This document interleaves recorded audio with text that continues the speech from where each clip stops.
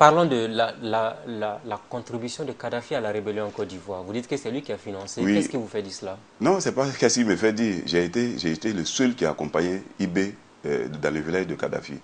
Nous sommes partis avec Blaise, bien entendu, monsieur. C'est Blaise qui a été Oui, votre oui, intermédiaire auprès de Kadhafi. au palais de Kadhafi. Il nous a reçus dans son village et sous un tank. Voilà comment Blaise a présenté la Vous rébellion. êtes parti avec l'avion présidentiel du Burkina, ou bien comment les choses se sont Non, non, passées? Kadhafi a envoyé un avion nous chercher. Et l'avion, Vous c'était êtes allé pas. trouver Blaise là-bas ou bien vous êtes parti avec le président Compaoré à partir de Ouagadougou aussi? Non, nous ne sommes pas, comment dirais bien entendu, partis avec le président. Nous sommes partis dans un avion IB et moi. Un avion de la Jamaïra of Libye est venu nous chercher. Et nous sommes allés, mais Vous cherchez à directement. partir d'où? Ici, De IB était à Ouagadougou. Dassasgo. Vous voyez, mais Dassasgo, quand vous arrivez, il y a une boîte de nuit qu'on appelle le Bembao. Oui. Il y a un terrain qui est là. Après le terrain, juste, IB était logé dans la deuxième villa. Quand vous tournez à gauche après le terrain, c'est là IB était logé.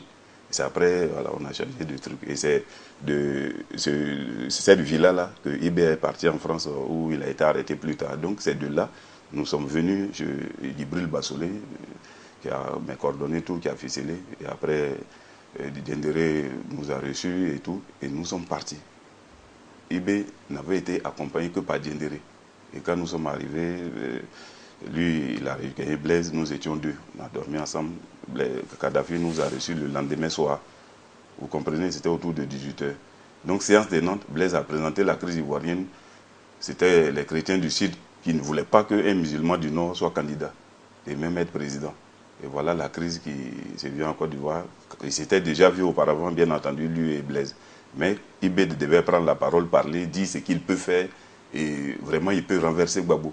Donc quand Kadhafi a été sûr de ce que Ibé avançait, il dit il était, en tout cas il a épaté, mais Kadhafi il a dit c'est un bon soldat, il était vraiment robuste et vraiment veillant. Et dit que c'est lui-là qui avait fait le coup d'État. Kadhafi avait déjà entendu le nom d'Ibé Sans le connaître. sans le connaître par RFI, qui était largement revenu qu'une poignée de petits soldats a renversé Bédier. Il a demandé comme ça, et il dit, mais comment, il paraît que vous étiez que 60 à renverser Bédier, mais comment tu as pu?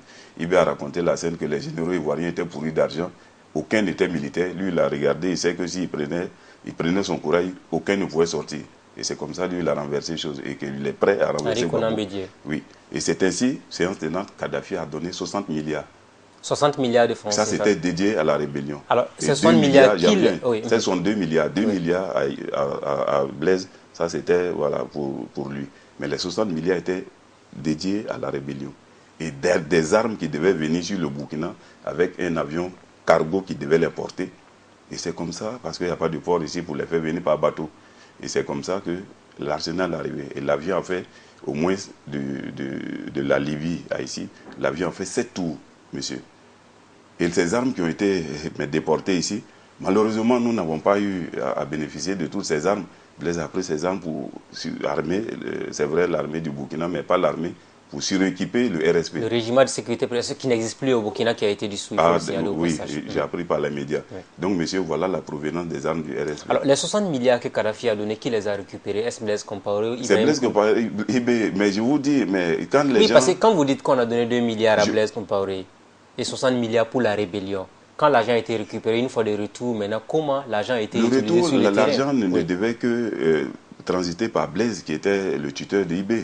Et puis, mais progressivement, il gérait voilà, la chose pour que ce soit bien fait. Mais malheureusement, arrivé ici, Blaise n'a donné que 2 milliards à IB pour commencer. Et quelques armes, j'ai précisé, j'ai quelques armes. Vous voyez, la télévision ivoirienne a montré une arme lourde, indéplaçable devant le camp d'Agma. Et pour dire que la Côte d'Ivoire est attaquée par un pays étranger, et que voilà, cette arme-là, cette arme lourde-là ne pouvait pas provenir d'une rébellion, que c'est un pays vraiment qui les attaque. Et il y avait la deuxième arme lourde comme ça, était à Boaké pour déloger le cas Génie, pour prendre le cas Génie. Et la troisième était devant la BAE, un camp réputé proche pour Gbagbo, des extrémistes durs. Donc voilà les 3 armes lourdes qu'on a reçues. Alors il y a eu des centaines. Alors, donc vous voyez, sinon si on avait tout l'arsenal que Kadhafi a donné, mais Gbagbo tombait la même nuit ou la même semaine. Mais quand on n'a pas reçu toutes les armes, et Blaise nous dit, si on prend un camp, on prend les armes, on récupère, au fur et à mesure, on devait combattre. Donc ça a rallongé la crise. Voilà comment Gbagbo n'a pas été renversé la même nuit, monsieur. Alors, vous avez dit qu'on vous a remis que 2 milliards de retour donc, à Ouagadougou pour que vous puissiez continuer donc, à mener la lutte sur le terrain. Concrètement, les armes que vous avez reçues, comment vous les avez utilisées sur le terrain? Parce qu'apparemment, vous avez été trahi par Blaise Compaoré une fois après avoir quitté Kadhafi. Oui, et c'est là qu'est née la pomme de discorde entre Blaise et IB. Parce que quand les armes ont été bloquées, on a donné une infime partie. Et les 60 premiers chefs de groupes rebelles qui sont entrés ont eu des armes pleines de bâchés, pick-up. Là, c'était des Kalachnikov, AA-52, des 12-7 RPG, les roquettes, donc, mais qui n'étaient pas en nombre suffisant. Vous voyez? Donc, alors que les jeunes sur le terrain, dès que maintenant on a lancé un appel, tout jeune qui veut combattre, qui veut nous aider peut venir. Donc les gens venaient volontairement parce que les gens en avaient marre dans tout le pays d'être contrôlés, d'être brimadés par les forces de l'ordre. Vous comprenez? Il suffisait de porter un boubou, on t'assimilait de Maliens, de Burkinabés. Donc, alors qu'au Burkina, c'était même pas trop, le boubou n'était pas trop porté. Et ce qui me fait rire, et tous ces gens-là, Gbagbo a été aidé à l'époque par le Burkina pour pouvoir aller en France et un jour être présent en Côte d'Ivoire. Mais une fois au sommet de l'État, il brimait. C'est vrai qu'il fait partie des acteurs politiques ivoiriens qui a trouvé refuge au Burkina Faso ici. Oui, et chose que moi-même, je n'ai pas encore reçue. Donc, c'est pour vous dire quoi, dans la vie, chacun a sa chance, bien que le ministre de l'Intérieur, de chez vous, Alpha Barry, il est de mon village, Niakara. Oui, il a fait la Côte d'Ivoire. Ministre des Affaires étrangères. Oui, le ministre des Affaires étrangères. Bon, j'ai écrit, demandé une demande d'asile parce que vu ce qu'il a fait, il y avait besoin un peu de couverture sécuritaire. Donc, bref, je reviens au sujet pour dire que voilà comment est née la rébellion et voilà comment on a été trahi par Blaise. Le monde n'est pas fort, comme vous le dites, mais arrivé... Mais c'est une trahison, puisqu'en principe, terrain, voilà, il y avait 60 milliards, comme vous l'avez dit, mais il nous a remis que 2 milliards. Blaise IB était devenu quelqu'un de gênant qu'il faut donc éliminer, c'est-à-dire enlever de la rébellion. Vous voulez dire que Blaise Compaoré voulait éliminer Ibrahim Koulibaly? Non, pas l'éliminer physiquement, mais l'enlever de la tête de la rébellion. Voilà, le neutraliser. Parce qu'il en savait trop, monsieur. Quand on vous donne quelque chose et que vous voulez bloquer tout cet argent, mais et lui qui est le témoin, vous faites quoi? Bon, moi, je n'étais pas méconnu, ils sont chargés de mission, machin. Donc, le problème, on ne pouvait pas, on s'entend. En tout cas, on ne s'est pas pris aussitôt à moi. Et quand j'ai observé les choses, à un moment, m'est donné, Blaise a fait croire à Bibé que le terrain est prêt. Il y a des gens en France que, voilà, dès qu'il arrive, il peut les contacter. Voilà, on leur a donné des numéros, il les appelle. Ces gens vont l'aider, comme Bob Denard le faisait. Et ce sont des mercenaires en renversé Gbagbo. Dès que Ibé rentrait avec le régiment français qui était en place, la licorne, ils allaient renverser Gbagbo, Blaise allait, et Ibé allait diriger la transition de 6 mois et faire des élections pour que voilà, Alassane arrive au pouvoir. Parce que, pas arranger Alassane, mais s'il y avait des élections claires, Alassane était tellement populaire qu'il allait gagner. Donc on fait croire cela à Ibé. Moi j'accompagne Ibé chez Gibril Mebasolé. À l'époque, Mebasolé, vous voyez, je ne sais pas bien le quartier, il habitait dans une maison basse, il n'était même pas dans un duplex. On est rentré, ça rentrait comme ça, et il nous a reçus là, dans sa villa, à 18h15 où il a donné le visa et le billet d'avion à Ibé. La France avait déjà donné. Blaise avait tout préparé. C'est moi qui ai accompagné Ibé encore ce soir à 18h. Basolé nous a remis le billet d'avion et le visa. Et quand il a pris son avion, il s'est fait arrêter en France. Il avait fait une déclaration que dans 7 jours, il devait rentrer à Abidjan et que Gbagbo allait tomber. Donc il avait été piégé simplement par Blaise et autres. Donc voilà réellement ce qui s'est passé. Entre-temps, dès que la guerre a éclaté sur le terrain, Gbagbo, quand il a filmé ses armes, que je vous ai dit que Kadhafi nous a donné ces armes lourdes, indéplaçables, quand on a frappé, que vous gagnez ou pas, si vous gagnez c'est bien, là vous récupérez vos armes. Mais si vous devez battre en retraite, ces armes-là, vous ne pouvez pas les prendre, puisque ces armes qui sont plantées là, au sol, ce sont des armes lourdes, vous ne pouvez pas battre en retraite avec. On a abandonné ces armes que la RTA a filmé que voilà, la Côte d'Ivoire est attaquée par un pays étranger. Alors, ce sont les forces du mal. À partir de ce moment-là, Gbagbo a demandé à la France que les accords rentrent en application ou si la Côte d'Ivoire est attaquée, la France doit intervenir pour voilà. Donc, Soro, Ibé dit à Soro de faire la déclaration parce que là, vous n'êtes pas qu'on dise que nous sommes étrangers, de dire au monde, aux yeux du monde entier que c'est des Ivoiriens et c'est lui, Soro, qui est le secrétaire et porte-parole, pardon, le porte-parole de, comment dirais-je, la rébellion. Il n'y avait pas de secrétaire, je précise. Et Soro fait la déclaration, il ajoute à la fin de la déclaration qu'il est le... Pas la première déclaration, si vous avez les déclarations en tête, il y a eu 2 déclarations, c'est le lendemain, la 3e déclaration, parce qu'il ne parlait pas trop. Il a dit qu'il est le secrétaire du mouvement patriotique de Côte d'Ivoire. MPCI. MPCI. Oui. Voilà, le nom avait déjà été proposé par IB à Soro. Par Soro à IB. Le MPCI. IB a dit ça ne le gêne pas. Lui, il sait qu'il a créé une rébellion. Si Soro veut donner un nom, c'est pas grave. Et ils ont débattu, c'était MP, Mouvement Patriotique Populaire, MPP. C'est IB qui a donné le CI, MPCI. Sinon, Soro avait proposé MPP. Donc, quand ça a été discuté, Soro s'est déclaré et il s'est donné un titre de secrétaire. Et en bas, IB l'appelle après, il dit, mais pourquoi tu crées un poste, tu t'attribues? Il dit non, il fallait qu'il fasse avec la manière forte pour que la France soit convaincue, sinon, pour ne pas qu'on nous dégage. Et c'est là, la France ne nous a pas dégagés. Alors, la rébellion a duré en Côte d'Ivoire, la partition du pays est intervenue, une partie était donc sous le contrôle des rebelles, les forces nouvelles, pour faire plus simple, jusqu'à ce que finalement... Ce n'est qu'après Makoussi qu'on a donné cette connotation force nouvelle. Pour dire que nous n'étions pas rebelles, nous allons rentrer, mais discuter voilà, avec les autorités en place.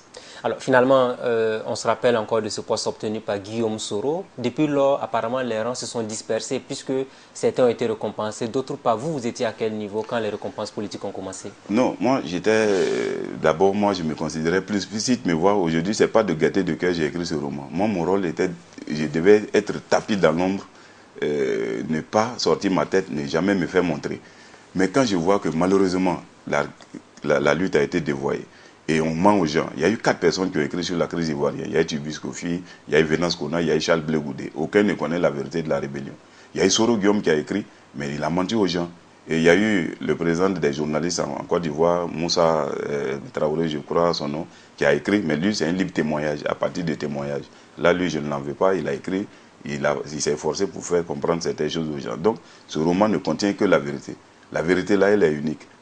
Et je vous dis, monsieur, quelqu'un peut dire ce qu'il veut, mais la vérité d'une histoire, elle est unique. Donc, c'est Soro, à un moment, m'a donné, je l'ai dit dans une interview ici accordée à votre chaîne de télé, c'est Soro qui a fait former un collège de 8 marabouts, venu flatter IB qu'il était présidentiable, et ils sont rentrés dans la calwa qui dirait 40 jours. Au sorti, Dieu leur a dit que c'est IB qui doit être président. À partir de ce moment, IB ne luttait plus pour faire des élections claires pour que Alassane gagne. Mais je vous dis, à partir de ce moment, même si IB renversait le pouvoir en place et qu'il organisait des élections, il allait l'être que pour gagner.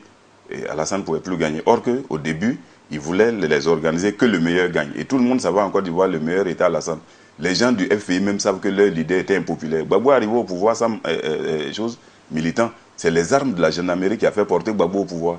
Alors, et une fois arrivé, non, c'est un éclairci important, une fois arrivé au pouvoir, avec l'argent de l'État, Gbagbo a fait accroître sa popularité. Il avait des gens maintenant. Donc c'est pourquoi au deuxième tour, il arrivait au deuxième tour des élections avec Alassane. Sinon, s'il y avait une élection en 95 ou 2000, Alassane Gbagbo Bédié, Alassane passait au premier tour avec plus de 70%, monsieur. Alors, on sait également que quand Alassane Ouattara, sa candidature a été validée, il a fallu qu'on mène une offensive donc, sur Abidjan parce que Laurent Gbagbo n'avait pas reconnu sa défaite. Oui. Vous étiez où pendant cette offensive sur Abidjan? Moi, j'étais là, moi j'étais à la maison parce que à partir de 2006, j'ai démissionné de la présidence. Parce que quand, moi, après les accords de Marcoussi, Soro a voulu que je sois à la primature avec lui. Quand il a été nommé Premier ministre, ce que j'ai refusé. Il dit non, on ne peut pas tous se contenter auprès de toi.